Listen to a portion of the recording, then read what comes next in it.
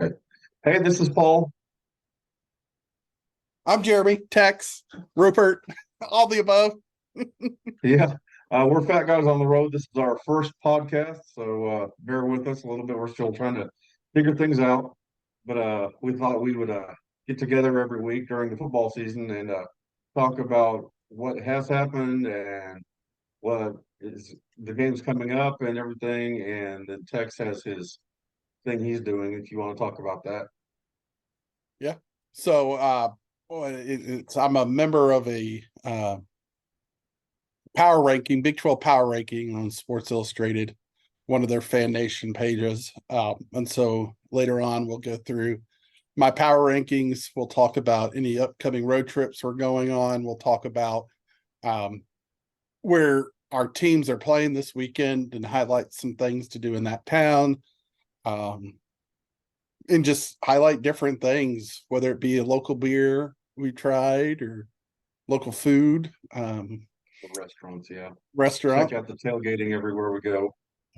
So, it's we're just fat guys on the road, like we've said, and we're That's glad. why I've got the map behind us because we're gonna go all over the SEC and the new and maybe improved, maybe not, depending on who you ask, Big 12, and eventually even some cool places in the AAC, the American Conference.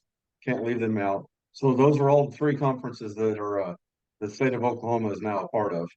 So all three schools and three different conferences. It's kind of cool. Yep. And yeah, starting next fall, the three major schools that play Division One FBS football will each be in a different conference. Yeah. OU, SEC, Oklahoma State, and at the bottom of the Big 12, and sorry, and Tulsa leading the way in the American, hopefully. Um, so just a lot of I fun. think they'll do well. I think he's going to get it turned around. I think they're going to be pretty good. So for those who don't know, Tulsa's head coach was offensive coordinator. Worked at OU for 8 years, including an offensive coordinator at OU from I think '02 to 2010. And he got a head coaching job at Illinois, It was Indiana, Indiana. Indiana. Yeah, Yeah, one of those high school Midwestern flyover states. Um, so and he had some decent success basketball school. there. Yeah, yeah, basketball school. Kevin Wilson, right? Yeah, Kevin Wilson. Yeah, yeah. Kevin Wilson. And I've got to see him on campus a couple times. He's definitely out and about campus a lot more than I've seen our coaches. This is our fourth coach since I've been at TU since Wow. 2008.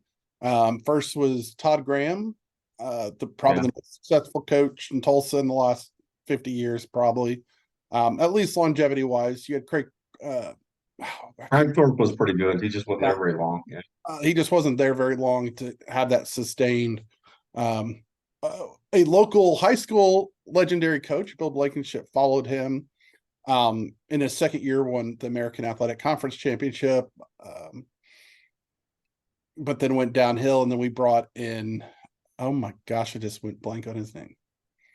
Um, Philip Oh, Montgomery, Philip Montgomery, Montgomery. um, Yeah. who he was actually offensive coordinator at University of Houston when I was there, prior to Dana Holgerson.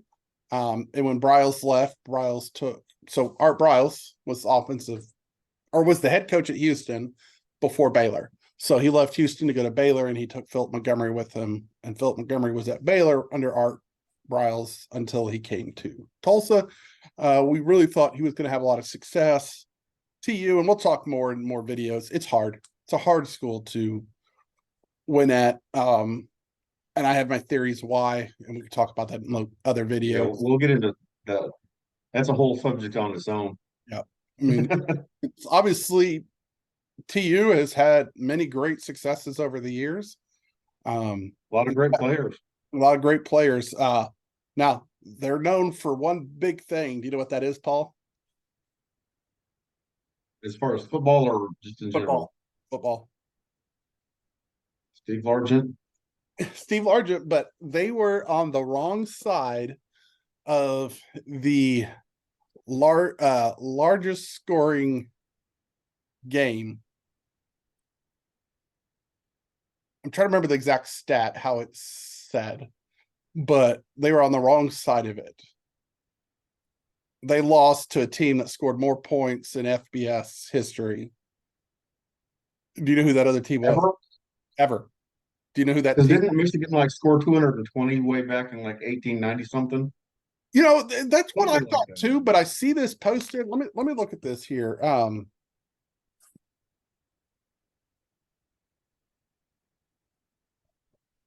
It's no wonder I don't know about it. Why would they brag about that? It got uh scored on such and such points. Kind of like the Broncos and the Dolphins. I don't remember ever seeing an NFL game where somebody scored 70 points. I don't I don't remember either. one. I don't. I mean, that was just absolutely incredible. What is happening? But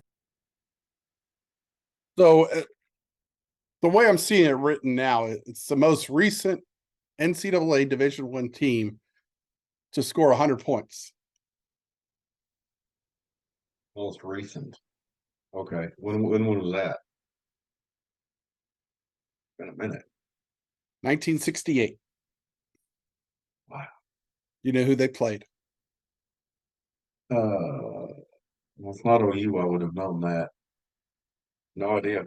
University of Houston beat Tulsa 100-6. Of course you know that. November 23rd, 1968, in the Astrodome. So Just not nice. What was the score? 100-6. 100 exactly to Yeah. 6. Yeah. How do you score 100? What is it? 7 divisible? Is it? It turns out to be like 98, right? Times, To do what? is it 7 times whatever is 98, right? I think so. Times 14, 91. So 14. 14 touchdowns and extra points. And then there's 2 more. So plus the safety, I guess. Yeah. 14 touchdowns and a safety. I mean, so Can you imagine? yeah. So another fun fact about 1968. Do you know what else happened in the Astrodome that year? About the Astrodome, but I know about the Orange Bowl. I think wasn't that the year? Was it 68 or 69? We beat Tennessee in the Orange Bowl. Steve Owens. Good question. Was it his Heisman year or the year before? I don't know. One of the two. So what happened in the Astrodome? On January 20th, little old team named the UCLA Bruins came to Houston and played the University of Houston Cougars. And so you had Elvin Hayes for the University of Houston and a little old guy named Lou Alcindor squared off in the first nationally televised game in the Astrodome. That's awesome. See, I was thinking like Blue Bonnet Bowl because you said like January and Astrodome when we didn't talk about football. But yeah, that's really cool.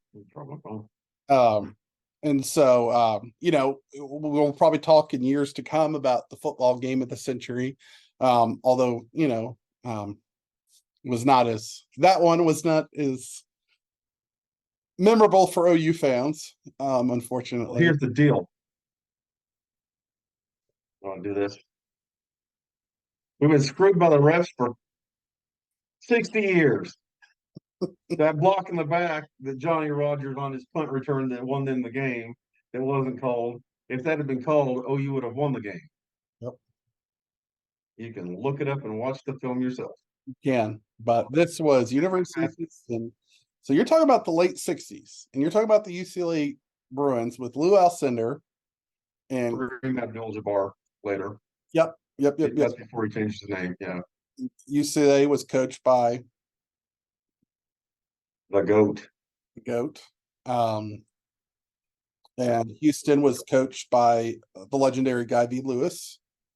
To me, one of the most, and this was even before I went to University of Houston, if you watch him play or coach University of Houston during that time, it's the 60s, 70s, and 80s, one of the most underrated coaches in the So history. he was the coach for Flama Gemma?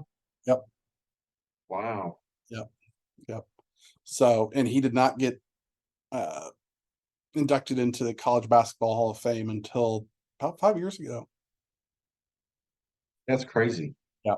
And we'll get more into basketball shortly. In fact, I have a video coming out. We'll be doing a video here shortly too, because the Big 12 basketball schedule recently just came out.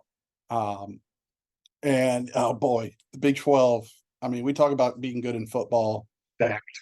I mean, it's going to be stacked. And even with OU and Texas leaving next year, you got Arizona coming in. Still, yeah. Yeah. What the SEC is for football, the Big 12 is locking down, especially if this ACC falls apart. The Big 10 is great. Got some great teams, but not top to bottom like the Big 12 will have. I mean, there's 14 teams this year in the Big 12. I don't want to give my prediction of how many will make the tournament, but it'll be double figures. Wow. I It mean, makes sense though. I mean, it sounds crazy, but yeah, yeah. it's going to be amazing basketball in the Big 12. So, but we're in football conference play. Yeah. Everybody's played at least one. I think everyone's played one conference game. If not, TCU might be the only one to play two. I don't know who do they TCU. No, they played SMU. So everyone's played one they conference haven't- game. Oh yeah, they play. I'm sorry. They played SMU this past Saturday. So no. Unfortunately, as fans of schools know, our college football Big 12 is Houston lost its first Big 12 game to TCU. In fact, all four of the new schools are 0-4 this year in their Big 12 games. Every Cincinnati, BYU, UCF, lost to Kansas. and OU all lost their first Big 12 game. Oh. Now they all played good, really good. Welcome to the Big 12. I mean, Cincinnati played Oklahoma. Houston played the defending runner-up national champions, TCU. BYU played the red hot. I mean, that quarterback is just good. I don't know how well-rounded their team is. We'll see. They've done it before where they go down to Austin and, win on a game. Yeah, Texas has a Kansas problem. Yeah. And unfortunately, memory. I don't want to bring it up. And unfortunately, OU has a Kansas State problem. So luckily we don't have them this year. Yeah. And then UCF lost to Kansas State. So, Good game. they each had 4 hard first games. Yeah. It's all 4 of those teams that we named, OU, Texas, Kansas State. At least 3 of the 4 in the history of the Big 12 are the dominant top 3 teams historically. Since the Big 12 started, I mean, Kansas State was in the Big 12 championship game in the 90s and 2000s. They had some down years when Snyder left, and then he came back and got them rolling again, and now Kleinman. Kansas had some real good years in 2008, 2009 under Mark Mangino till, Kansas won the Orange Bowl. Yep. That's still Orange Bowl. But wow. Kansas had gotten their own way and let go of Mark Mangino. And it's taken them a long time to come back. I thought Les Miles would be that guy. I guess it just wasn't a culture fit. Probably Bill Self felt overshadowed by the legendary Les Miles. And problems with being a football coach at a basketball school. Yeah. So, Bear Bryant in Kentucky. Yeah. And I heard a lot of that's what happened with Mangino. Is that again, Bill Self? It's like, no. But I mean, that's all hearsay. I'm not. Surprised me. Yeah. Again, I mean, very few schools can be top. The only real school that I'm trying to think through, Michigan's had some great teams, but I'm trying to think if ever. The first team to play in a Final Four and a football championship game in the same year.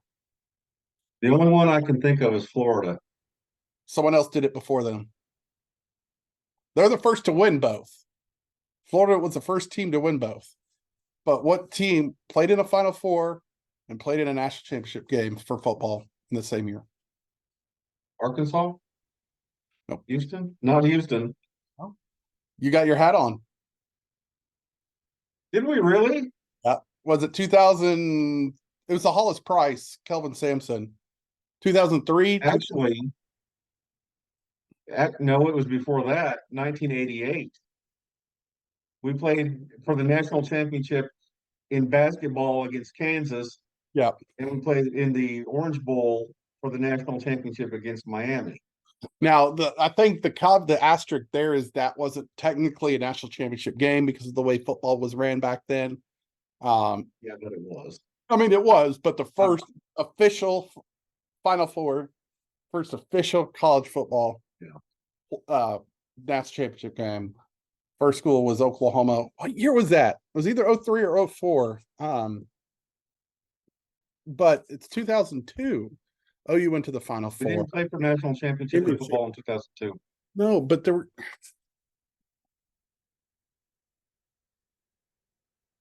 You might be right about that 88 now that I think about it.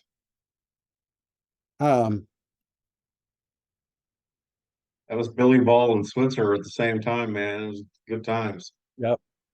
And almost the end of both, unfortunately, too. I remember both of those games vividly. So, I wasn't very old, but I remember them. You could say I was scarred by them. I'll have to find that out. But Florida was the first team to win both. They were Yeah. the first team to win a basketball and football national championship in the same year. In 2006, 2007, 06 was when they did it. That sounds right. Yes, in 2006. Who did the 2006 team play in that? Wasn't it Ohio State? Yeah. Ohio Yeah. State. They thumped them 41-14. Yeah. But we go back to the Big 12 conference, and I think it's a lot better than a lot of people thought it would be. Obviously OU and Texas are 1-1. I mean, it's hard. And I'll get this in my power ranking. It's really hard right now to separate them. They've both. You'll see my power rankings who I think is number one and number two, but they've both played a great game or a couple of great games, but they've also both struggled at times. We talk a lot about stats and everything in football, and I cannot remember, Paul, the last time that OU was top 5 in both scoring offense and scoring defense.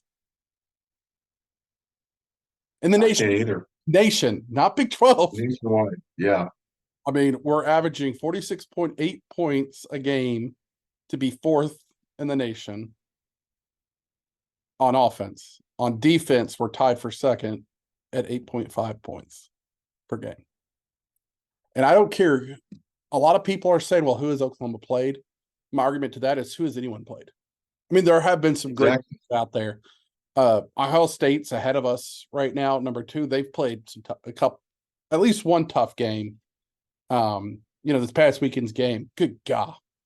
I cannot believe how that ended. So did you get a chance to listen to Brent Venables' press conference today? Yeah. He talked about that. Yeah. And he was honest. He was like, that's coaches. And he goes, that's every coach's worst nightmare. And he goes, all my coaches and I have been talking is count your players. And he talked about he was with his wife and his in-laws were over watching, and he looked at them and said, they don't have enough people on the field. That right side, they're missing somebody, and that's right where it's like he got this sinking feeling just watching it, counting the players. He was like, oh no, that's not good. But when you talk about a guy like Brent Venables, it's the head coach of OU, and he's seen those live. I didn't notice it live. So the fact that he in live, and the fact they lined up twice that way.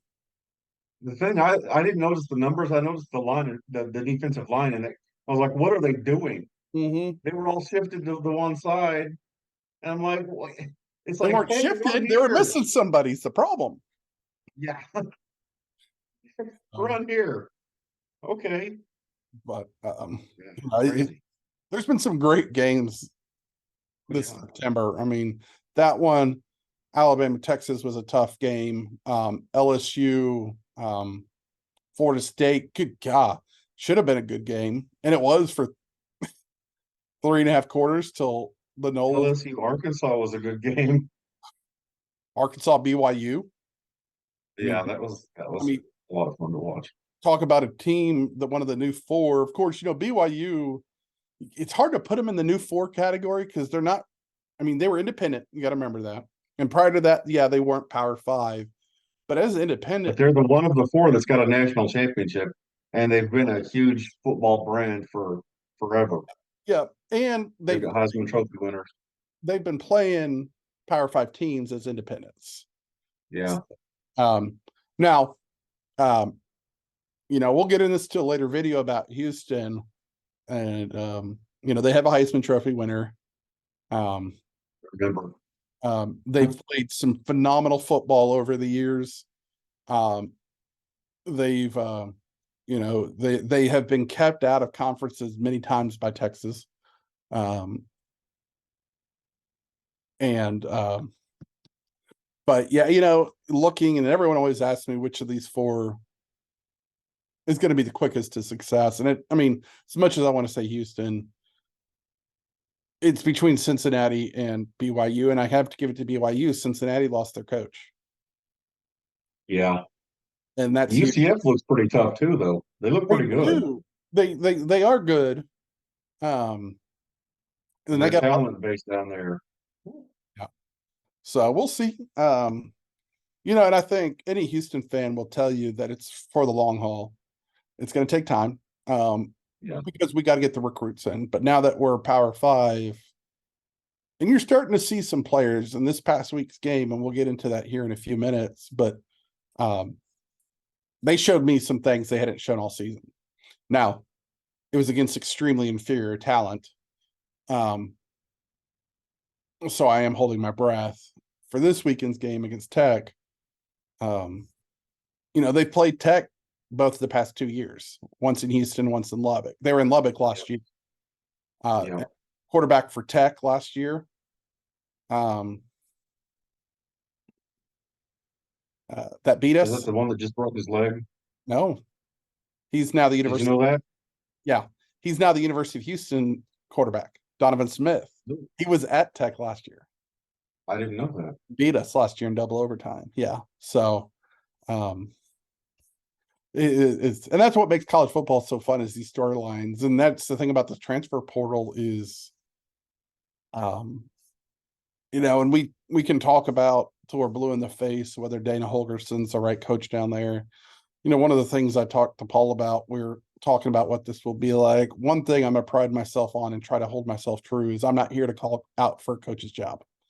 I'm not here to call for a change in our starting quarterback, or I might say, hey, these are some things that worry me. But, I know as a fan for myself, I don't want to listen to that. Don't want to hear that. I want to hear the facts. There's enough people saying that stuff. We don't need to. Yeah. And Paul and I met and talked about what our what's going to make our channel different. And what we said is it's the on the road part. We're going to sit here and we're going to talk a lot about football and about the Sooners and, things that we saw, that defense and Danny Stutzman. Danny Stutzman. I mean, being, what Teddy Lehman and Rocky Calmus and those guys were back for us in the early 2000s. And, I don't care what anyone says. We went into Cincinnati and held them to their lowest home points since 2016. We played at a very powerful offensive SMU team and held them to their lowest point scored since 2007. This defense is legit. It's complementary football. We talked about the scoring offense versus the scoring defense a few minutes ago, and that shows it right there.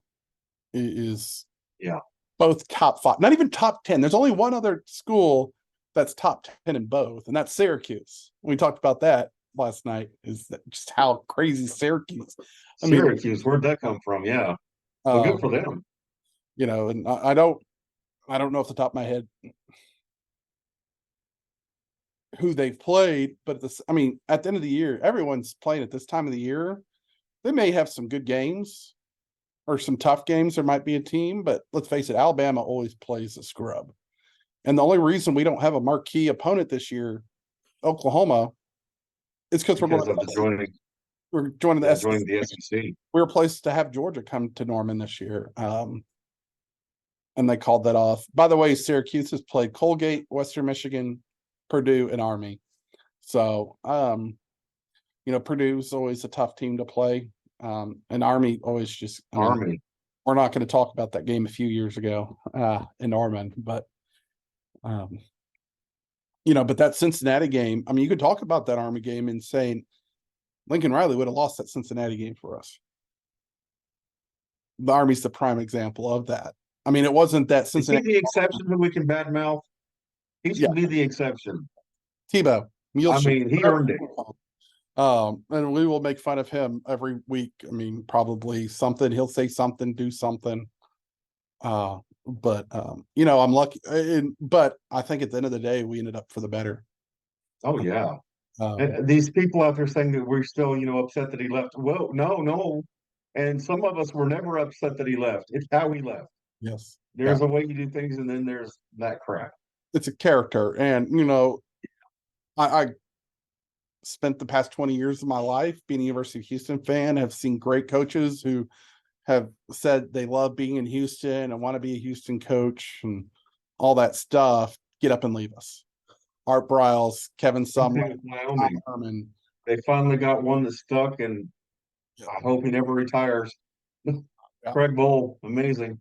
And right now we have a coach who's doesn't want to leave Houston. Unfortunately, the wins aren't coming like we thought. 2 years ago they were. We were 11-2.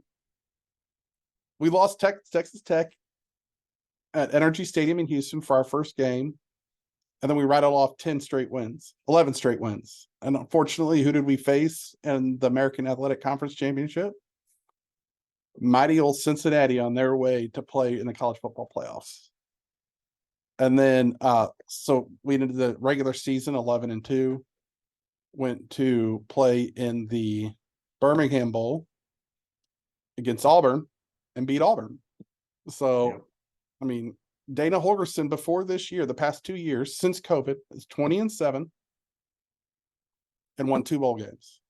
That's as a Houston fan, that's upward. I mean, his first year here was 2019. 2019 was the first year of the transfer portal and the rules about that you could play in 4 games in the So has that been the issue, the transfer portal? not for Houston. I think 2019 was. I mean, we had the Derek King was the quarterback in 2018 and 2019. He gave OU a run for the money in 2019 in Norman. I mean, he was running good. Yeah. But something happened. I don't know what. And after 4 games, because that was the first year you could play 4 games and say I redshirt. Yeah. And so then 2020 happened, and Houston did not play their first game until October 6th or something like that. It was COVID. We had 5 straight games get canceled. That's crazy. Or quote unquote postponed. And how do you keep your team? I mean, our bus was being loaded when Baylor canceled our game. We were supposed to go to play at Baylor, and they canceled the game on the Saturday morning that we were going up to, or Friday morning when we were headed to Waco for the Saturday game. Baylor said, we can't play. We don't have enough players. And I get it was COVID and I get all that stuff, but that year was a nightmare all the way around. So again, that's 2 years in a row. You can't really hold something over Dana's head. Yeah. 2021, we come out of the pocket 11-2. We got a team. Clayton Tune was freaking bombing it. McCaskill was the running back who's now he transferred out in May, went to Colorado to play under Deion Sanders. Fortunately, he tore his ACL last year, right before the season started. And of our 11 defenders, I think starting defenders game 1, I think by October we had 4 left. Yeah. So, you know, and OU's had those years. I don't Was want it to, 2009? Everybody on the team was hurt. you The don't year want, Bradford. you don't want to make excuses for Dana, and I'm not, but I mean, It'll be interesting to see what happens with them in the Big 12. I mean, The we got potential is definitely there. we got we got two, I think two wide receivers come from USC. We had the defensive lineman coming from OU. We got a kid from Arkansas. We got a kid from Michigan at wide receiver. I mean, we're getting the pieces there. It's just like that TCU game was clear. Our lines aren't big enough yet. Yeah. And that's what it takes. You got to get the linemen in there. I think one thing, this is what I taught. People are complaining about Dana Holgerson and his recruiting. I think the transfer portal for Houston's going to be successful because Yeah. Well, it sounds like it. and a lot of those kids that I'm talking about that transferred back to Houston were from the city of Houston. Right. And so, I mean, you talked about UCF being in a hotbed. I mean, Houston is literally in the middle. Oh, they always have been. For someone from Dallas, I don't want to say Houston's the hottest football area in the country. But it's hot. I mean, it's probably number 1A or 1B, excuse me, right after Dallas. And what's favorable about Houston is it's far enough away from OU. OU picks up good players from Houston, but they really hit the Dallas-Fort Worth metro area. That's where Dallas gets it. Now we do have to compete against Texas. We have to compete a bit against A&M. I'm sorry, there's 6 million people, over 6 million people in that Houston area. You can't. OU's always gotten their fair share out of Houston. Oh yeah, and they will. They always will.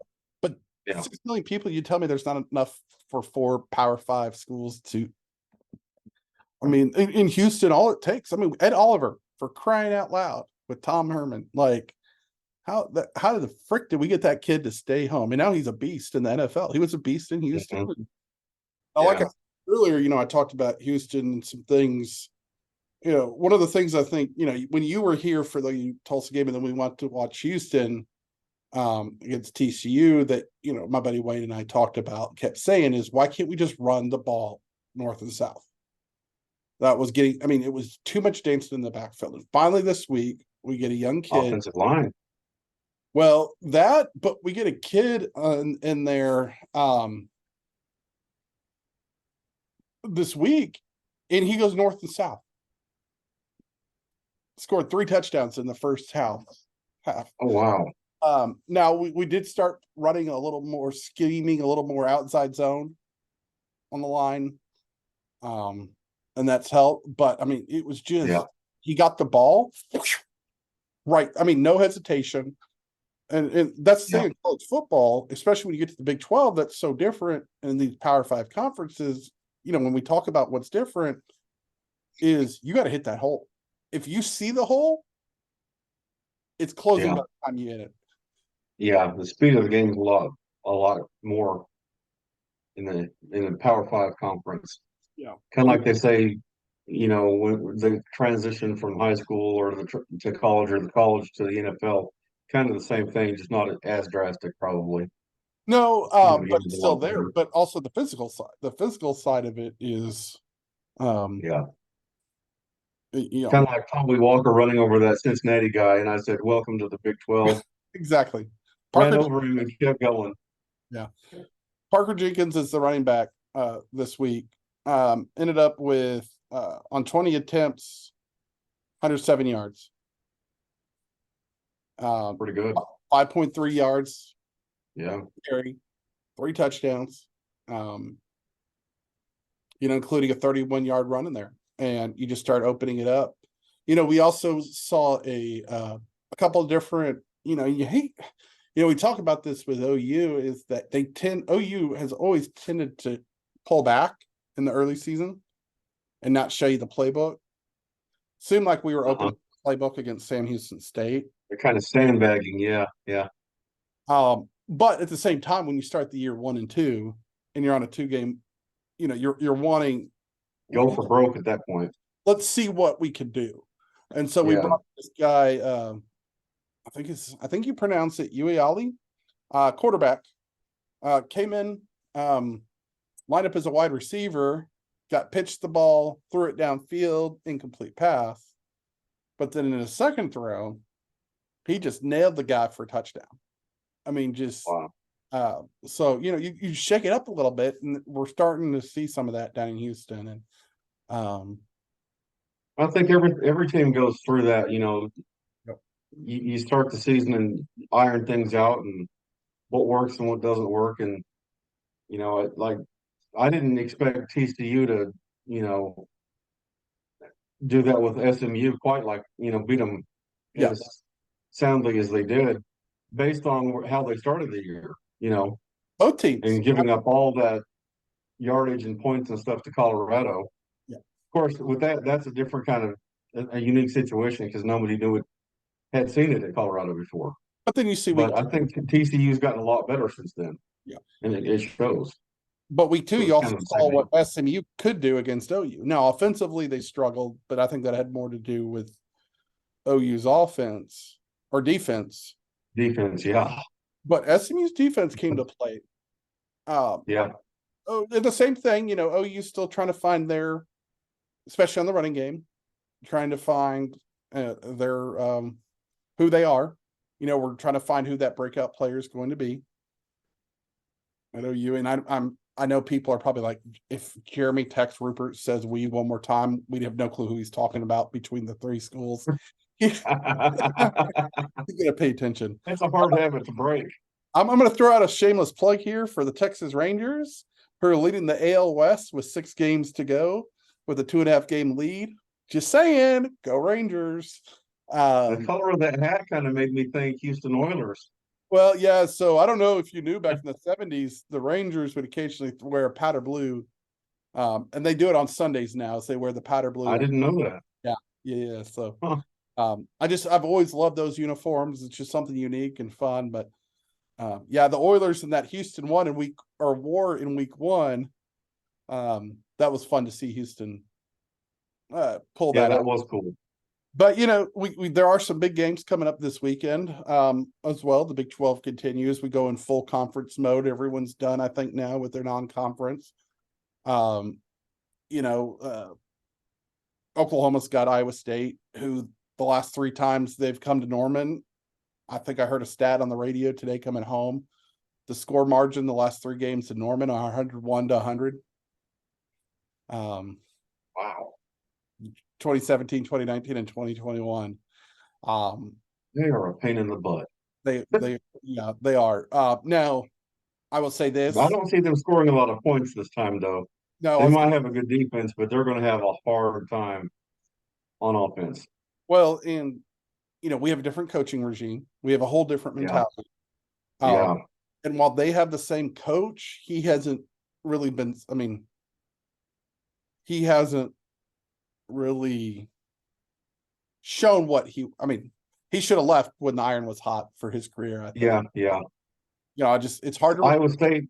Hey, it's hard to stay on top there. And I know there's some great people that come from there. I have a couple of friends that graduated from Iowa State. So if you're watching this, I don't mean any disrespect, but it's like going to Stillwater. It's like going to Lincoln.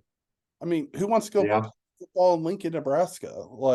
As historic as at least Omaha's close. Ames and Stillwater they're ag schools. It's kind of out on the farm, it is. Which there's nothing wrong with that, Yeah. But a lot of kids, it's hard, like you said, it's hard to get them there. Yeah, like Texas Tech out in Lubbock. There's just certain schools, and back in the day of Spike Dykes at Tech and Mike Leach, they had some very successful years, and they're just tough schools around the country to play for, and it's a lot of times those rural schools. But we'll see. So I think that OU Iowa State. I find it interesting with last year's Iowa State game with OU up there in Ames that I think they were like, yeah, this is different, even though we weren't nearly as good in year 1 as I think we are this year. The physicality we brought, they were like, this isn't a Lincoln Riley team. No. This is a Brent Venables. They'll punch you back. Yeah.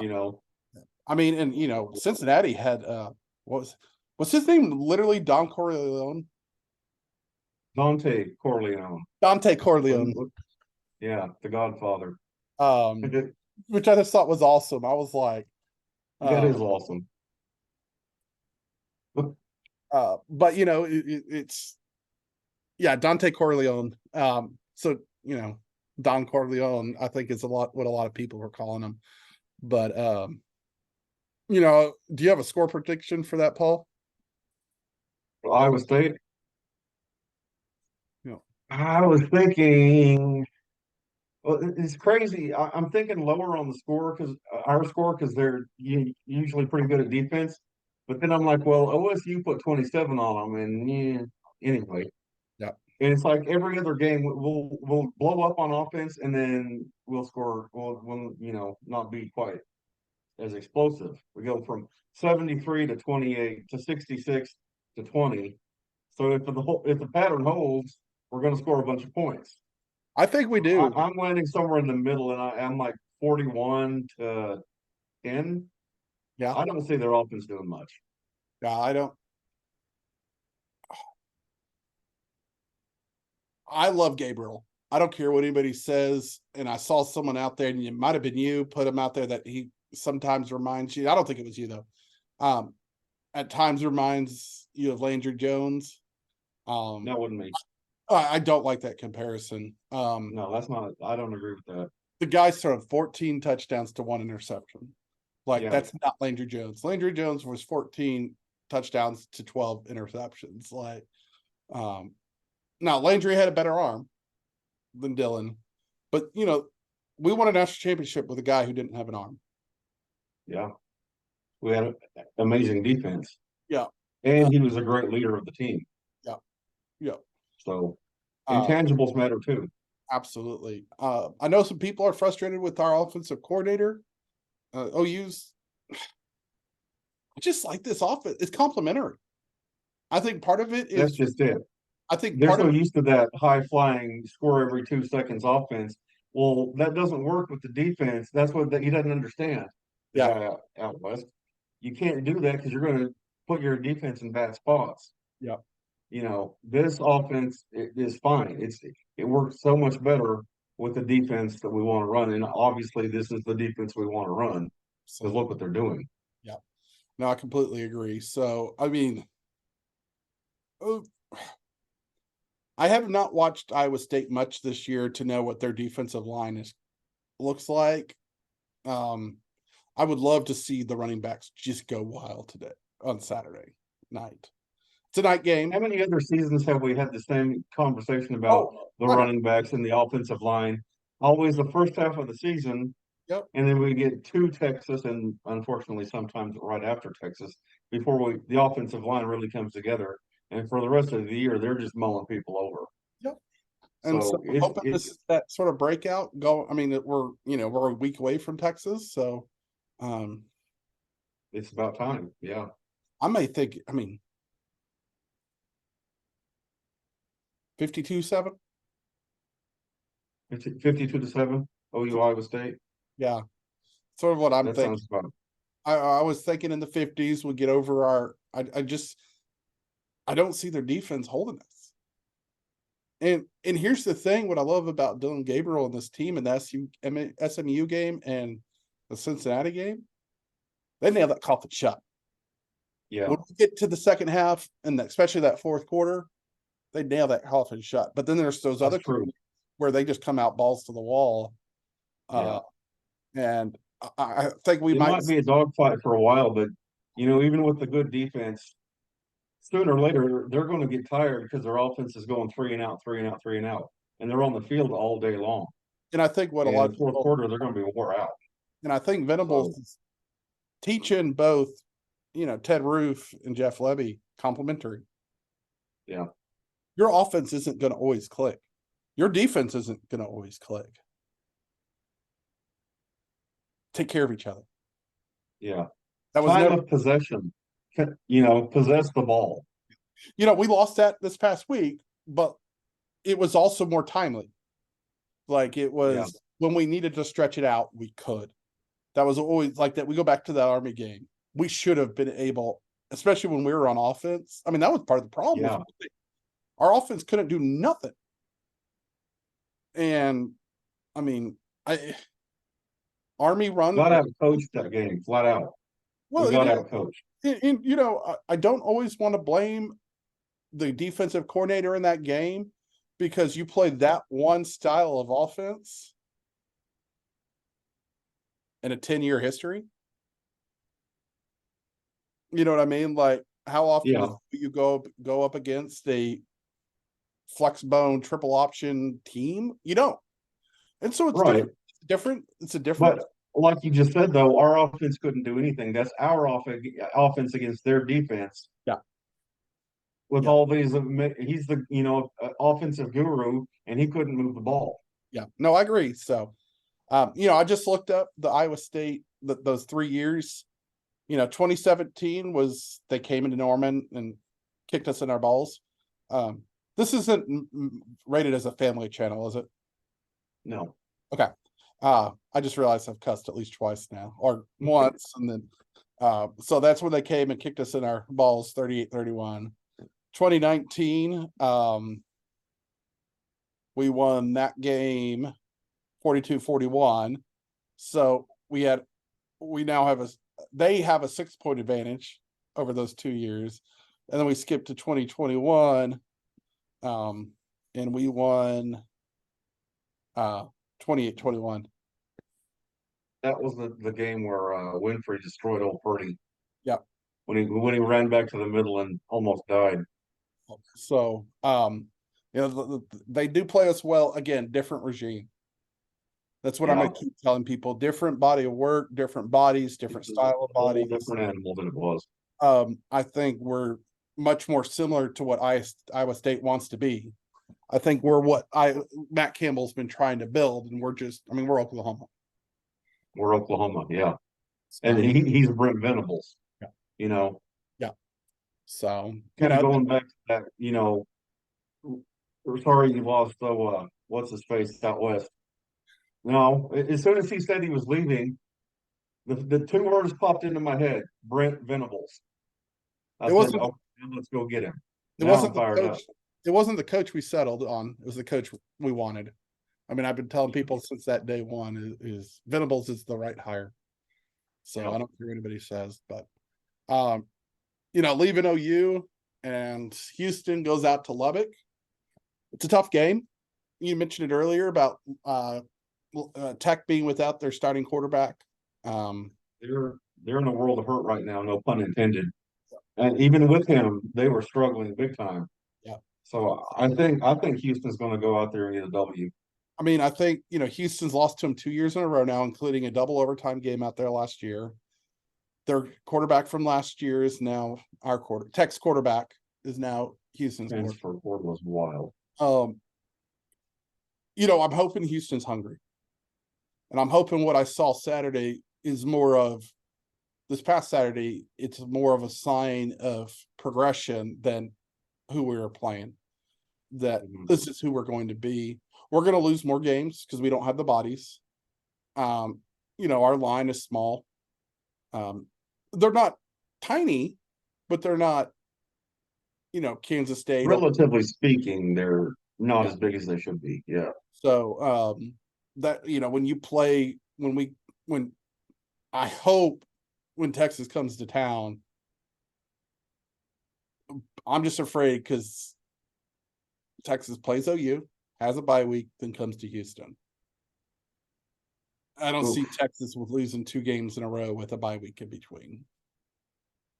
Especially, hopefully, coming off of a loss. Yeah, I mean that's what I'm saying. Losing 2 games, so. Yeah. And there's a lot of Kansas fans saying, "Well, we're hoping it's 3 games in a row." I don't see Texas losing to Kansas. I think it's going to be a tight game. I just don't think Kansas. They have a phenomenal quarterback. Don't get me wrong. I just don't think they have it all that it's going to take to beat Texas this year. I agree. And hopefully they take a bunch. They wear them down for us. Yeah, agreed.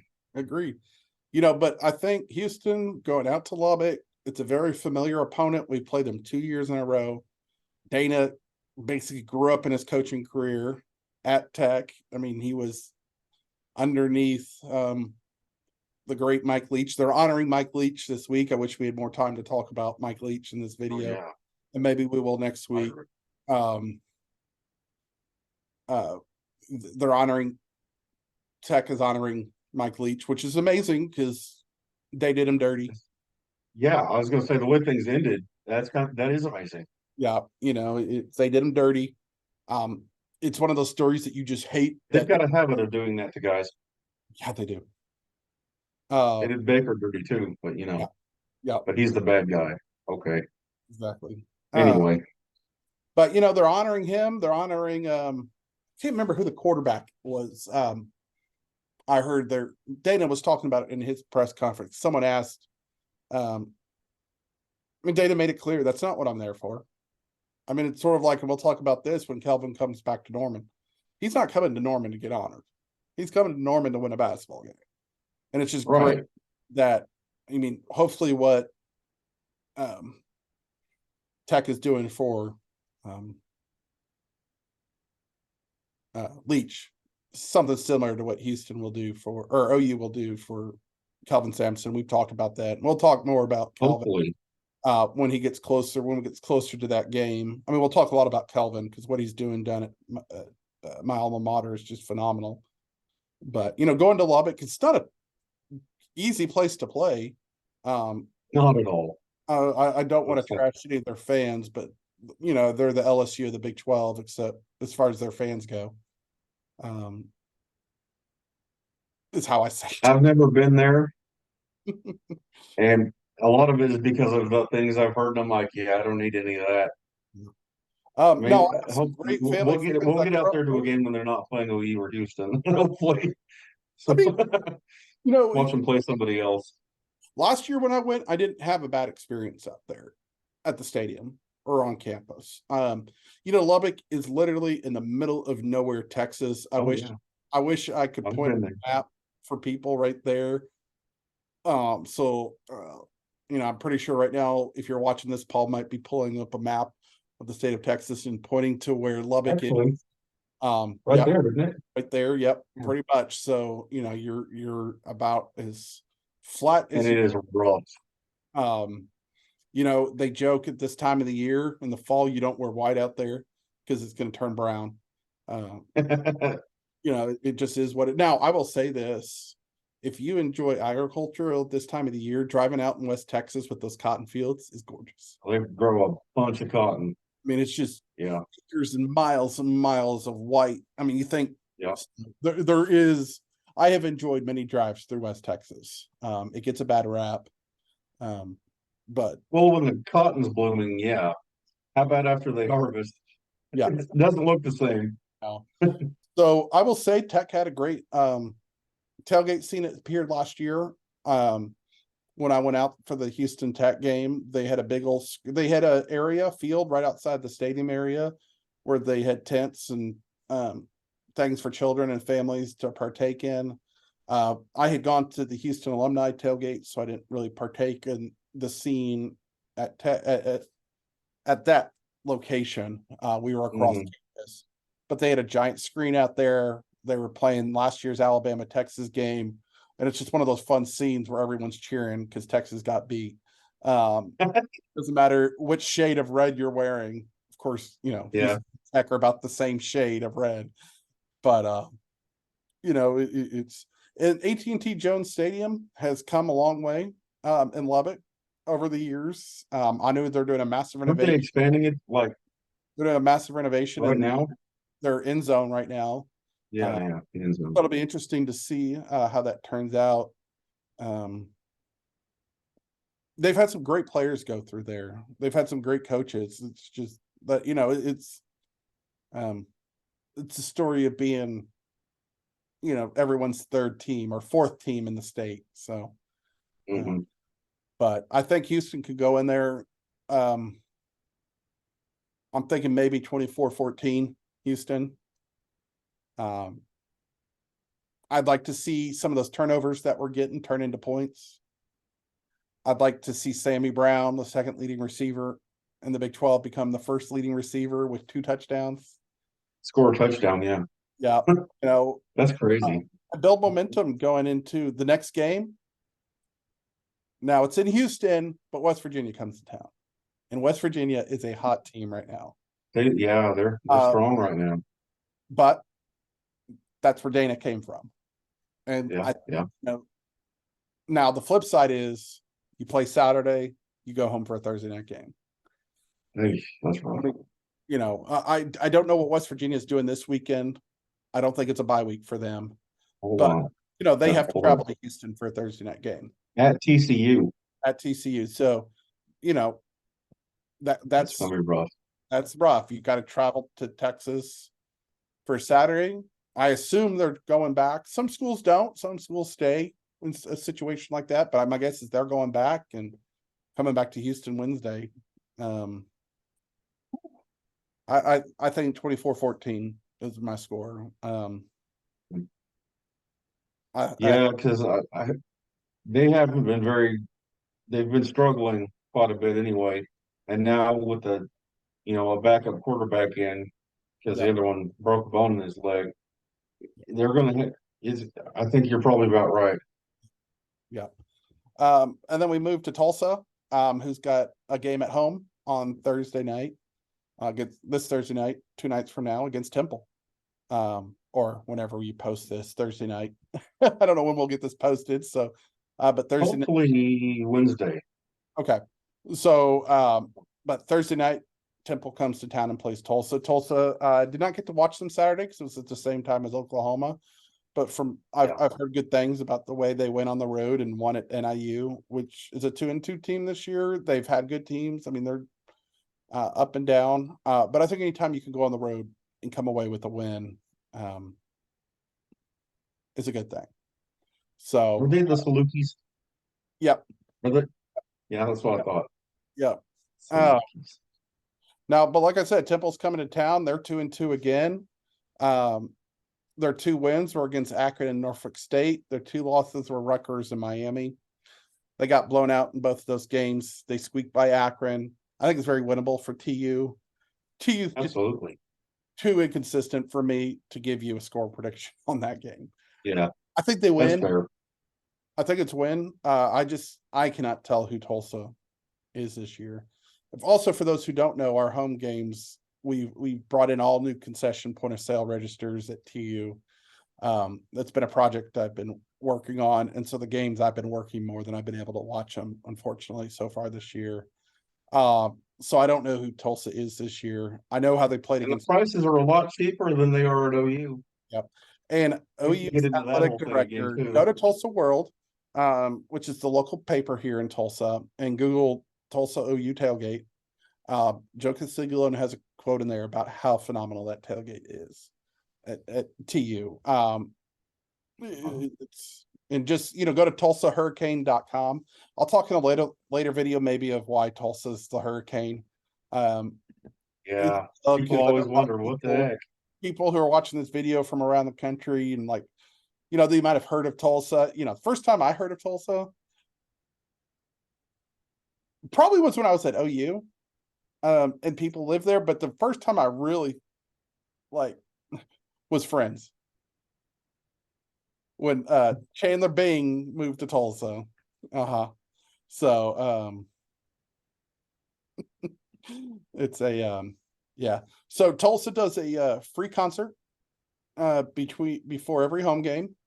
So if you're in the Tulsa area watching this, I would definitely say come out and watch.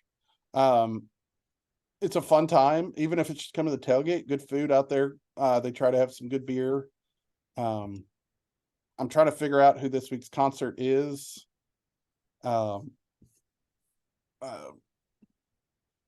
it's a great scene out there. Oh, like I said, Joe Castiglione talked about, that being one of the better ones, especially for what Tulsa is. The new president of Tulsa is Brad Carson. There's a lot of back and forth on who he is. And what he's actually doing with the actual university, but as for his athletic and the fan experience, it's where he's really having big success right now. It hasn't quite transferred to wins on the field or more butts and seats, but it's building that momentum that a school like Tulsa needs. For a town that's like nothing else to do, being a University of Houston fan, attendance, and it's always like, well, there's so much more to do in Houston. So why go watch a 500 Houston Cougar team when I could go do other things, especially right now when the Astros are getting ready to make another run for the World Series. It gets hard, and I get that. But again, over 6 million people. Houston Stadium seats 40,000 people. There's no reason for it. Yeah, that's crazy. It's college football. You're about to get some great teams coming through there every week. I get it when East Carolina or Temple or Tulane or some of these teams, FAU come to play in Houston, but now you're going to have teams, Baylor, Tech, TCU, Arizona, Utah, Colorado, BYU, Cincinnati, BYU. Oklahoma State, if they can get it, Kansas State, just these. And if I've missed a school, it's not because I'm discounting them. It's just, there's going to be a reason. There's not going to be as many reasons. And the same thing. They'll be playing Colorado, prime time. Yep. The thing about Tulsa, of course, we are very close to OU. We're 2 hours away from Norman. We're little over an hour away from Stillwater, but Thursday night. And Tulsa's not like Houston as well. When Houston plays on Thursday night at 6:30, good luck getting people there. You don't get up work till 5. How are you going to get up to Spring, Katy? They can start those a little later. You get back to Houston. We don't need to be playing Thursday or Friday night games. But a team like Tulsa, where your longest commute's 20, 30 minutes, it's very doable. And so I just hope I hope to see that rise at Houston. The tailgate, it's a band called King Cabbage. I've never heard of them. I've heard of them. They were there last year, and they're pretty popular. The concert starts at 4:15 to 5:45. The tailgate scene opens at 3:30 on Chapman Commons. It's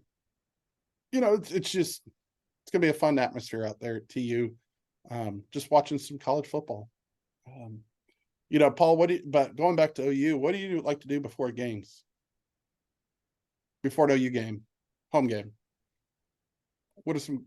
Well, we have a tradition of going to the Mont, and the people in front of us at the football games in our section, they have a tailgate every home game, and we go over there and hang out with them, and just kind of chill out and hang out with friends and watch football. Yep. I know the tailgate scene something OU is really trying to ramp up. Lindsay Street, as far as getting to the SEC, it's been very corporatized the past, probably decade. I think it'll get there. There's no doubt about it. SEC, you have to, if you're SEC, you have to have, and you're at OU, let's ramp it up. Same with the student section. Which they're moving right beside me. They're right across the aisle from me now. I might have to, I'm going to be the old man, get off my lawn. I'll be like, scream louder. Stop looking at your phone. Where are you going? It's only the third quarter. Yeah, exactly. Yeah, they're going to have to bring it. It was 10 years ago. It was 10 years ago. Nick Saban was having to give away free Xboxes to get Alabama students to stay for games. And so, the university's got to be creative as well. Yes, you're the University of Oklahoma. You have the top. They give them Taco Bell. Well, not all of them. One of them. Yeah, you have a top 5 program in the nation, historically, and current, probably top 10 at least. Even though our ranking isn't quite there yet. But if a school like Alabama, when it was winning, how many did Nick Saban win in that, like 6 or 7 in 10 years? Plenty. Huh? Plenty, yeah. Plenty. You got to, if they struggle getting student, and that's apathy is what that is. That Yeah, spoiled. yeah, it is. I mean, It's a good problem to have, but also at the same time, um, they talked about the Cincinnati student section was amazing. it was, and on the Another one I've heard about for a long time is Utah yep, having an amazing student section. yep, You know, if they can do it, we can do it. yep, We used to absolutely. back in our day. Yep. Yep. So, but I think, I mean, there's a lot of things to do in Norman. If you're from Iowa State coming into town, Paul talked about the Mont, one of my favorite Campus places. corner. Is the Mont. You know, they got great, phenomenal queso. They got some great beers. They have the only place that a man can drink a sangria swirl. They're damn good. Paul mentioned Campus Corner, just on the north side of campus. There's a bunch. You know, O'Connell's used to be a huge tradition in Norman when it was just south of the stadium. It's now on Campus Corner. But that's where a lot of the radio shows pregame do their from. The walk That's pretty cool city. is, I think, something you need to see. I have not seen it yet because that's something Brent Venables brought back or brought. I love seeing the videos and the pictures of our players wearing suits as they get off the bus and we're going to That is business. nice. That's awesome. You know, you're not. It's not about individualism. It's about a team, and we're looking sharp. Yeah, We're going to business. yeah. We're going to take care of business, and it's fun to see. You know, and then the band that travels around to various parts of campus, and then what is that called? Just north, the party on the plaza, right? Party at the Palace. Party at the Palace, just north of the stadium, between Yeah. the stadium and McCaslin At the Field. Palace. Yeah. You know, it's a great atmosphere out there too. So some great things to do pregame. Get to your seats about half an hour before the game because the Pride, just like at any major university, watching the Pride's pregame and watching the team take the field and that schooner take out that field and all that are just great sights to see. Seeing, you know, one side yell Boomer, the other Sooner. It makes this will be a night game too. So the new lights they installed last year, with the red lights flashing and all that, it's going to be exciting. Fireworks that they shoot off, and it's a great atmosphere. And you know, Toby Rowland, I think, was the one that coined it, the Palace on the Prairie. It's very accurate. I mean, it is. You can see it is gorgeous. If you're coming up from Dallas, exit 98, I believe, right around there, there's an Oklahoma horseshoeing school, I think is what it is, Farrier School. And if you look a little bit to the right, you're on top of a hill, you can see campus, but you can see the stadium. And I remember driving up when I lived in Dallas or when I went to OU and was coming back, and I was like, there's the Palace. Of course, I didn't call it that. Especially on game day because they'll have the lights on and you can see it down over the hill. Yeah. From the interstate. Because that is you are awesome. in Prairie Land. I mean, especially coming from the south, once you get past the you're looking over the river valley right there is what the deal is. Yeah. And so it's a great atmosphere. You know, and there's been stories told about OU fans to opposing fans. Florida State, Tennessee all wrote amazing articles about how great our fans were to them when they came. There'll be certain rivalry fans that are watching this and say that we're the worst fans. It's a rivalry game. Everyone will say that. I'll say the same thing about your fans. But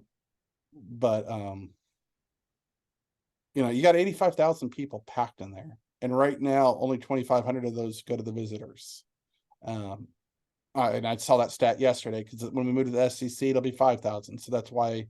That's one of the regulations. Yeah. Regulations, and they have to move the students from behind the visitors bench completely. But that shows you how well those SEC schools fans travel. Yeah. You know, which I'm really excited about. Okay, we gotta get better at this. Yeah. If you're watching the blooper reel, we've restored this because we're doing this on Zoom for our first one. We still have the free session, so we're limited to 40 minutes. And so anyways, what were we talking about, Paul? The SEC fans and how they travel and Yeah, and OU That's fans why, that's why, talk, and you watch an OU game on the road, and they're loud. And I know when I yeah, go we fit right in. pitch right in, it's going to be great. And it's everyone's looking forward to those road games. Last year, we don't have a bad game on the road except for Missouri. Although right Well, now, the I people don't in front know. of us, the people in front of us used to live in Baton Rouge. And Uh, so he said, "Are you going to the LSU game next year?" And I said, "We're going to be there." And he said, "You come with us, we'll take care of you because we have friends down there that'll take care of us. You go with us." And he told me about all the best seafood places and everything. And I yeah. said, "That's awesome." This week I So am taking a road trip this weekend. I I go to an event every year in Colorado Springs up in the mountains at a place called Bear Trap Ranch the first week of October. It starts on Sunday. I'm actually going in Saturday and attending an Air Force game. I've never been to a game at Air Force. so awesome. I'm really looking for, I've been to their campus many of times. Colorado Springs is one of my favorite places to visit. It's gorgeous. So I'm sitting here drinking my Breckenridge Brewery Nitro Irish Stout. I'm enjoying it quite much, and I'm looking forward to.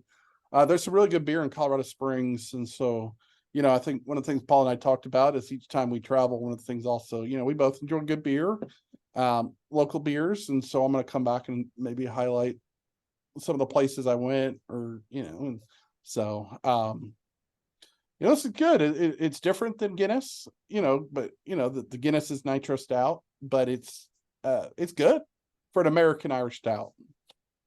Nice. So you'll be in Colorado Springs 2 weeks to the day before me, Yep. because I'm also going to an Air Force game when they play my Wyoming Cowboys. Yep. So they're And playing so San I'm Diego excited about State. that. Yeah, they play San Diego State this week. So I'm gonna get some footage and probably do a little video. Um, we won't be able to, Paul and I won't be able to banter next week because I will be up in the mountain on Tuesday when we usually plan to record these, and I won't be back till Thursday, or Wednesday night. Thursday Houston plays. So I'll probably do my own recording, highlighting some what I thought from the OU game, the Houston game, the Tulsa game, but then also talking about my experience at Air Force, although I might do a separate video for that. Yeah. If you've never been to Colorado Springs, make a trip. And I'm not talking about Oh, yeah. for Air Force, definitely go to the campus for sure. Anytime you go, gorgeous chapel, gorgeous campus right up against the mountains. So I'm looking forward to that. It's something I look forward to every year. It's a group of guys that we share something in common with, that we do this every year, and so it's just a good time for us dads to get together, and I really look forward Fall to in the Rockies. do what Fall in the Rockies. all the Awesome. Rockies. The aspens are turning colors. In fact, my background video probably will be a picture from up there for next week that I take every year. So but yeah, I'm really looking forward to that. Should be a great atmosphere. Air Force got a great team this year. Kirk Yeah. talked a little bit about them or Tulane being one of the top group of 5 teams. It's early in the season, so we'll see. Growing up, I always loved watching Air Force. I don't know what it was. I mean, I grew up, Absolutely. it's that option offense, and I still love That option. lightning bolt, Oh you yeah, know, yeah. that's awesome. So Yeah. it's gonna be exciting. But to wrap up, unless Paul, there's anything you want to talk about, I can highlight my Big 12 power rankings for the week. Absolutely. Yeah, go ahead. Okay. So Paul will share, I'll make sure Paul has the link to the guy that posts this and puts this all together. It's quite fascinating, his philosophy behind this. Unfortunately, it is the TCU Fan Nation page. I shouldn't say unfortunately, but I just mean unfortunately in the sense that it's not OU's or Houston's. But it's very, what he did is he reached out to a bunch of people. There's 44 people that vote in this power ranking every week.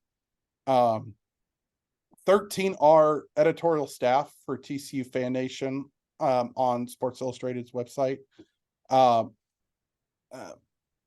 they're not all TCU homers. Those 13, they talk about there's fans of teams of the SEC and Big Ten. So and then they reached out to Big 12 fans on a Big 12 Facebook group and said, hey, we're looking for maybe 2 fans from each school that would like to submit their rankings. And so I represent Houston, one of Houston's votes. So in fact, there also are 2 fans from each of the 4 corner schools. So That's cool. you got 13 editorial staff members. You got 23 current Big 12 members, and then 8 from the incoming. It doesn't say this week, but before they talked about Cincinnati didn't have anybody chime in to do this. I don't know if they do know or not. But if you Google Killer Frogs Fan Nation power rankings, you'll find it in there. But I'm going to highlight each week.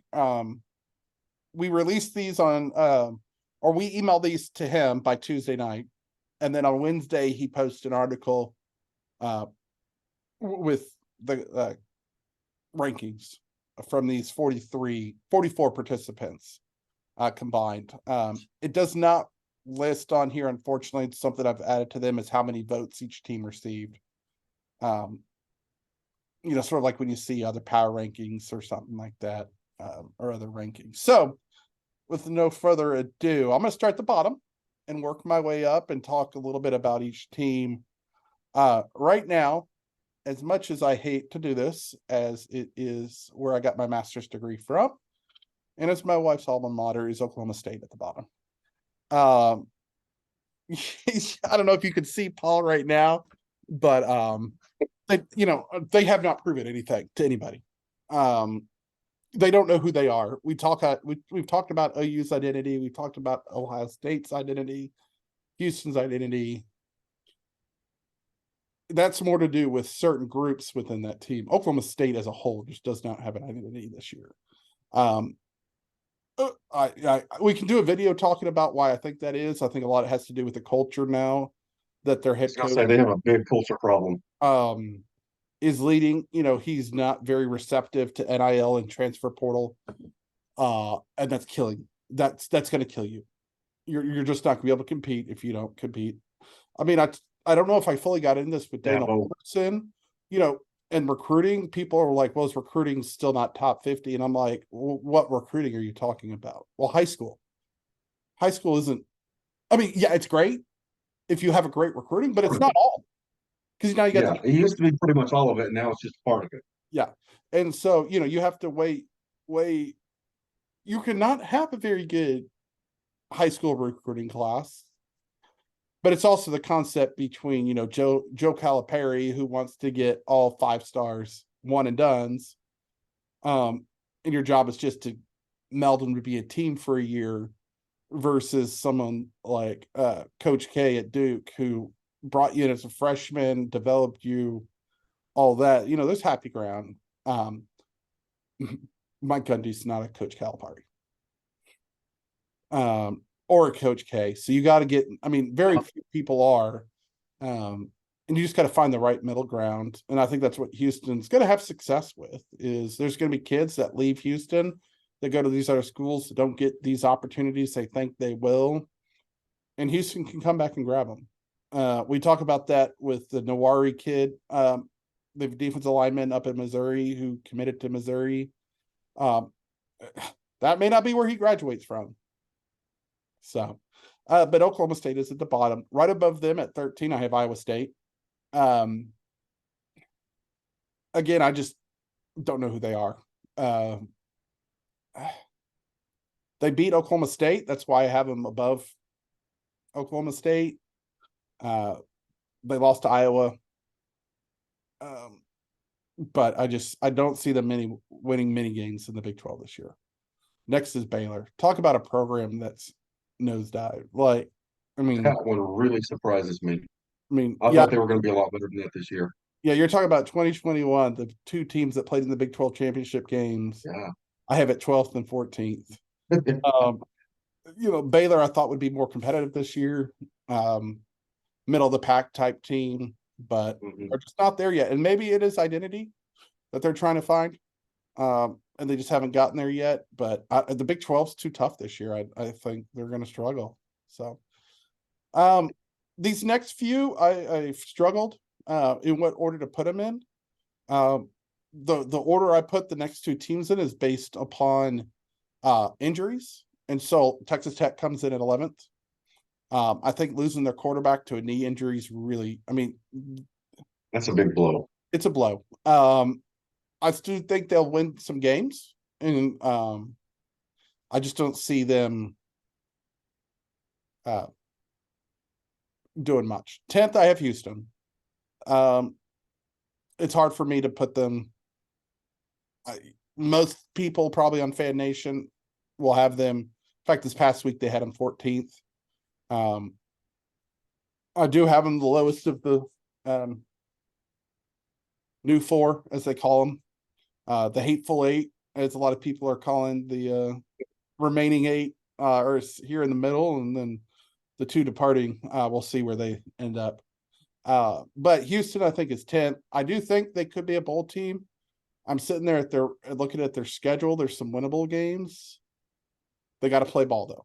They can't slow down. They can't have gaps in their, in their play. They can't rest for a quarter.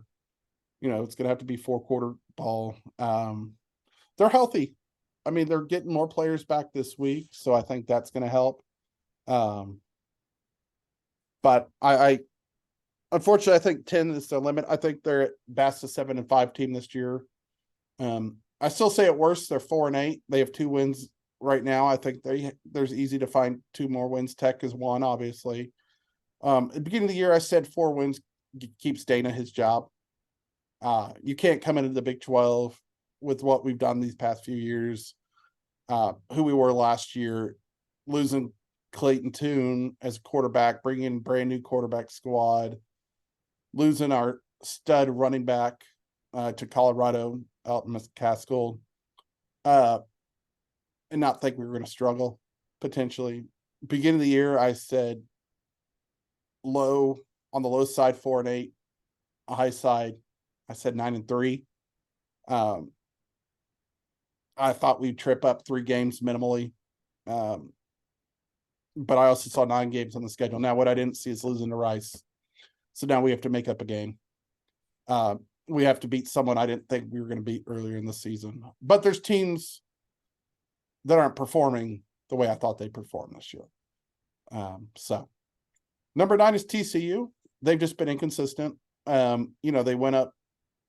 Colorado came to town. Paul talked about this earlier, and just got throttled in week 1. I don't remember who they played in week 2, but I think they won that game. Week 3, they beat a Houston team in Houston in Houston's first Big 12 game. And then last week they beat SMU, who I thought would give them a run for their money. So 3-1 right now, I think, is their record. So I have them at 9th. And really probably 5 through 9, you can muddle them up however you want. I honestly think that's where I had problems putting teams. 8 is University of Central Florida, UCF. Obviously, they got a phenomenal coach in Gus Malzahn. He's won a national championship. Coached some phenomenal players. I have him at 8th right now. 7th is Cincinnati. I wanted Cincinnati higher. In fact, originally this week I had them higher. I forgot they have 2 losses. Now, Miami of Ohio, they lost. And that Miami of Ohio game, yeah. That hurts at home. And then Oklahoma at home, which doesn't hurt. I mean, that shouldn't. I mean, Oklahoma's who Oklahoma is. So that's where I have Cincinnati. 6 is BYU. I have them the top of the new 4. Going on the road, playing Kansas State like they did. No, Kansas. They played 3 good quarters of good ball. But went into Fayetteville and beat the Hogs. Then the week before, they went to Fayetteville and beat a very good LSU team, or Arkansas team, who just gave LSU a run for their money in Baton Rouge. The thing they wanted to. So in a night game. So, and if you've never watched LSU at night in Baton Rouge, that OU LSU game, we will soon find out personally. So 6 is BYU, 5th is West Virginia. That's my surprise team of the year so far in the Big 12. Yeah. People thought that Texas Tech was going to be the dark horse. West Virginia's the dark horse. I don't know what they got going on there. Neil Brown's found something. We'll see how long that sustains for. I'm worried when they come to Houston, what they could do to us. It'll Unfortunately, be interesting. We need to find out if they stay in Texas that week, yeah, we or if do. they go back to West Virginia and then go back to Texas. Yeah. So, So that'll be, if they go back to West Virginia, that really helps you because man, that's a lot of travel in one week. 3 and 4. Again, I could flip these two teams either way. 4, I have Kansas State. Kansas State's been slowly dropping in my rankings week by week. I think it has more to do with the way the other 3 teams above them are playing than the way they're playing. Well, obviously the way they're playing plays into that, but the way those 3 teams right now, when you look at the body of work, Kansas State, I think, is the 4th best team in the league. No ifs, ands, or buts about it. They beat a very good BYU team a week after BYU went on the road again, but like we were talking about West Virginia having to go to TCU and coming to Houston, BYU had to go to Fayetteville, go home, Back to Provo. back to Provo, and then back to Manhattan. And Manhattan's not an easy city to get to. Lawrence. Sorry, why do I see thinking they play Kansas State? Lawrence I is don't a know. much easier place to play. But Kansas has, as we've talked about, I mean, that quarterback is just absolutely a stud. As long as he stays healthy. Yeah. And that's been his problem is health. So that's why, Kansas, one of those teams you just have to watch all year because that quarterback has had some issues. So To me, 3 through 8 are really tight. they are. I mean, they're all And solid.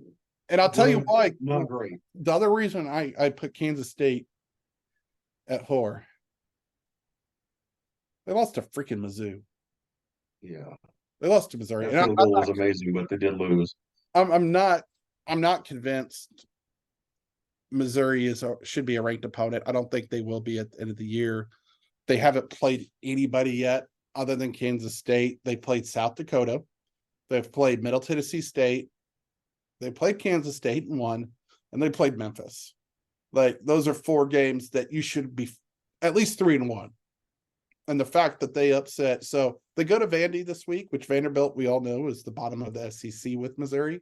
So I think we'll start to learn. But then LSU comes to town, so they could be I staring. guarantee a Tiger victory.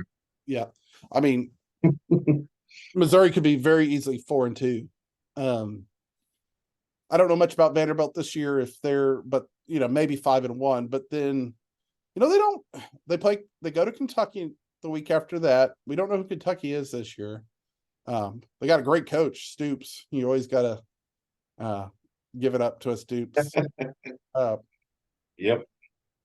South Carolina comes to town, and then they go play at Georgia, Tennessee at home, Florida at home, and at Arkansas. So, they could have 4 losses to end the season, which would still be a great season for them and put them in a bowl game, more than likely. That's 8-4 if they win. Well, they're going to lose to LSU, so that's 7-5. But if they can beat Vanderbilt, beat Kentucky, that would be a good year for Missouri.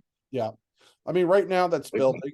And we'll see, and from there. So, but then 3 is Kansas. It's that quarterback, and they've just looked good. They've won. Well coached. Lance Leopold from oh shoot, he went to one of the Dakota schools, or was he? Yeah. Sorry, y'all. I'm usually better at this. Again, it's Paul. I don't know where he came from. Oh, so he came real small school. And actually, this is not, he didn't go from here to Kansas, but where he was a Division II school at Wisconsin Whitewater. And won 6 national championships. It's actually Division III, I'm sorry. But still, he won 2007, and then 09 to 11 and 13 and 14. So he won 6 national championships but then Buffalo hired him to be their head coach. And he was there for looks like 6 years. Overall had a 37-33 record, 2-1 in bowl games. And then Kansas hired him. And they've done nothing but 2-10 his first year, 6-7 last year, now 4-0. Their team to watch out for. Now we get to the top 2. When I first send every week, I send Paul on Sunday my gut. I call it my gut reaction. And I think the very first one I sent him, I had the top 2 teams ranked first and second. Third and fourth, I put doesn't matter. And then Kansas State, 5th and 6th, and then the rest doesn't matter.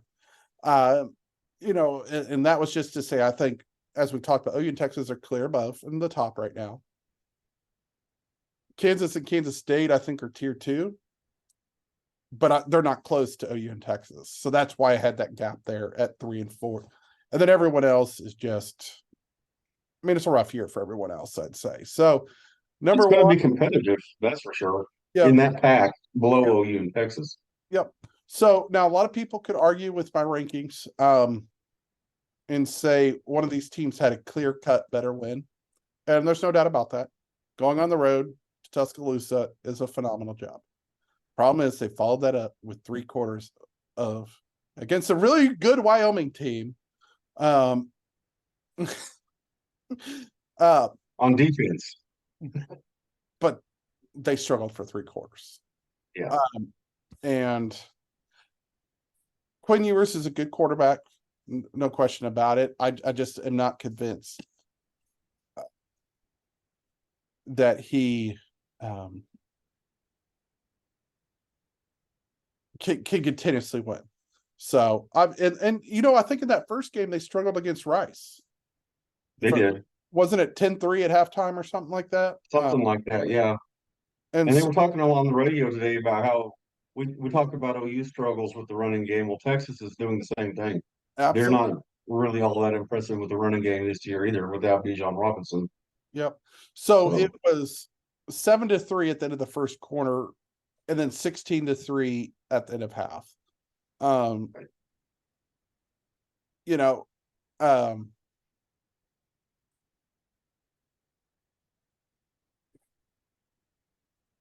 Hard to say who they are. They took care of business, no question about it, this past weekend against Baylor. But we've talked about who Baylor is this year. In the Alabama game, I don't know if Alabama's who they've been. I think they're struggling to figure things out in Tuscaloosa this year.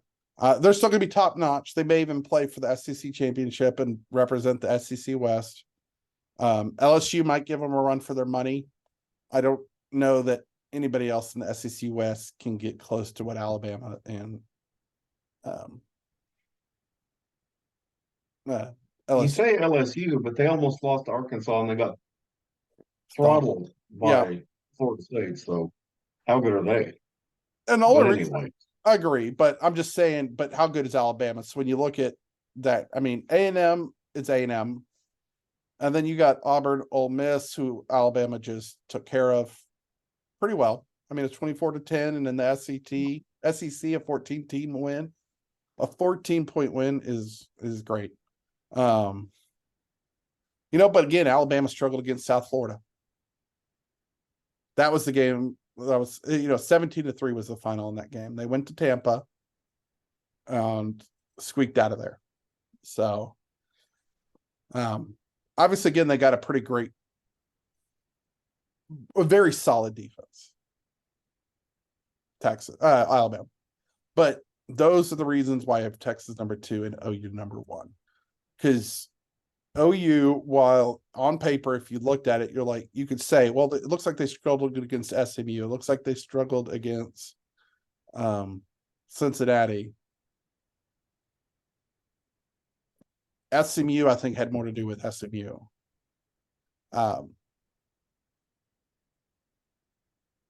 And then Cincinnati, that was on the road. That was a game Their in the first ever Big 12 game. first ever time Big 12 game. And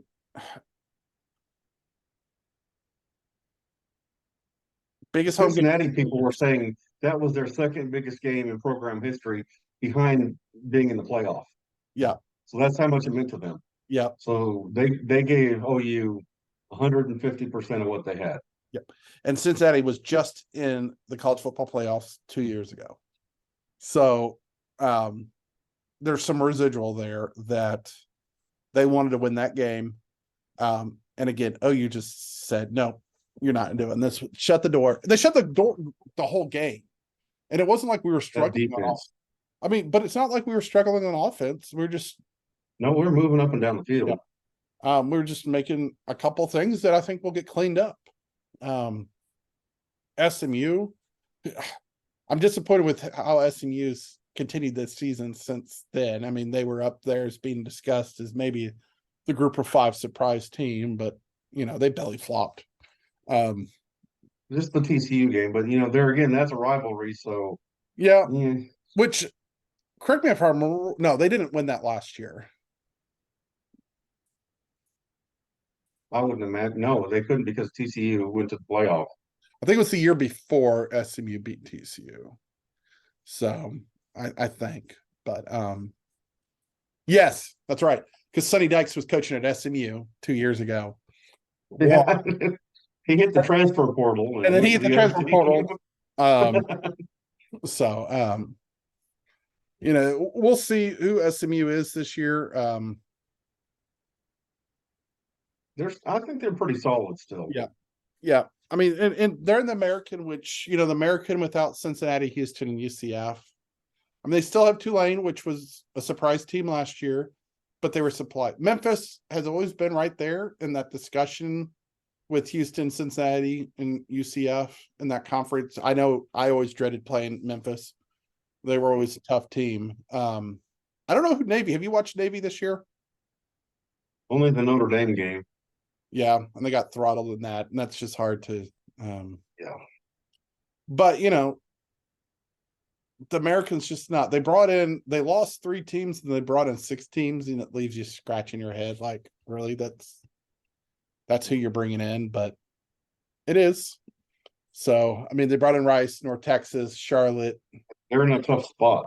That's yeah. Now, and we could talk about this in another thing, but Mike Oresco in the American, when OU and Texas left, he tried hard to swoop up the Texas and Oklahoma State schools when the Big 12 looked like it was going to fall apart. He was trying to build that to be the replacement for the Big 12. Now, as much as I do not like Yormark for the way he's treating OU and Texas on the way out, he's saved the Big 12. And it then ended up being the Pac-12 that fell apart. So, are you there? Which, look how well the Pac-12 is doing, ironically, It is in their last year of existence. But crazy. I joked with Paul earlier this week. Maybe we should do a video each week of being Yormark. Season 2, episode 1. Last year, and it stems from last year, OU defense getting 1 off penalty called against the opposing offense in Big 12 games. Texas had 2. And Texas had 2. Did Cincinnati get called for any on Saturday offensive holding penalties? Not that I remember. And again, on the radio, they said, or somewhere I saw or heard, that on every offensive possession for Cincinnati, somebody went back and like looked at the game film, and they were holding our guys 2 or 3 plays out of 5. Yeah. Some of the time they just tackled them to the ground. No flag. We didn't see anything. Yeah. And I try not to be that guy that blames the refs or anything like that. But just it's become blatantly obvious. You push the receiver to the ground in end zone. And in front of literally God and everybody on national television, and there's no flag. And 3 stripes What? looking right at him. Yeah, So, explain that away. and then there was that non-PI call earlier in the drive, on the sideline. Yeah. And then Well, he earlier caught that one, so that's not as bad, but they still should have thrown it. they should have thrown it, and that's my point. And then earlier in the game, the catch that should not have been a catch on the sideline where the guy's toe was clearly out of bounds. Yeah. It's And just their first 3 points came off of the pass interference against dadgummit.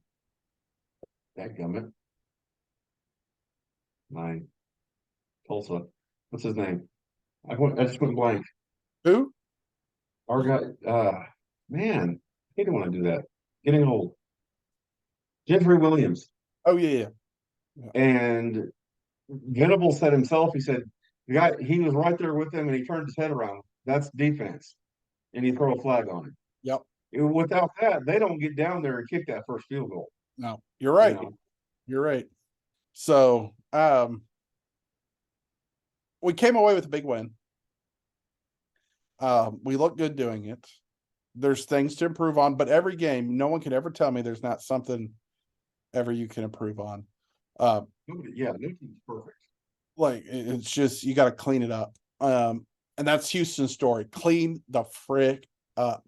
I mean that was ugly on Saturday. Was just clean up what you're doing. Clean up both sides of the ball. And take care of business. Run the ball. Run smart. If you make a turnover, steal that momentum. Like get them to. What I don't like about this coming weekend's games, I wish the Big 12 would drop their Fox contracts, because the fact that U of H and Texas Tech are on Fox Sports 2 and OU and Iowa State are on Fox Sports 1. Who gets those channels? I don't even know who gets Fox Sports 2. I don't think I go up to Hooters and watch it up there, and they get ESPN Plus. Like, yeah, I don't remember the last time I saw something on FS2. like it's just, and I hate Fox Sports 1. I hate Fox altogether. I mean, talk about that's a whole nother can of worms. That but for Houston, you just got to clean it up. I'm trying to find the. Let's see. This is Houston's on the right. I'm looking for the penalties because it was absolutely insane. And you can't play this way and win. 11 penalties for 95 yards. You're not going to win a Big 12 game giving 95 yards to the other team. So, you just sounds like there's a mental toughness issue they need to address. I wish we had time to talk about our player puking on the middle of the field. And when I say puking, I mean he tossed his whole breakfast, lunch, and dinner 3 days in a row at one point in time. Reminds me of Donovan McNabb, Syracuse, Owen Field. I think that was 97. Yeah. Yeah. But it's gonna be some great games this weekend. In the Big 12 as well as around the country. It's we'll be watching the SEC and the American. Yep. I mean, Friday night you got Utah and Oregon State playing. Oregon State's a real shocker this year for a lot of people. BYU and Cincinnati on Friday night. That one's interesting. Yep.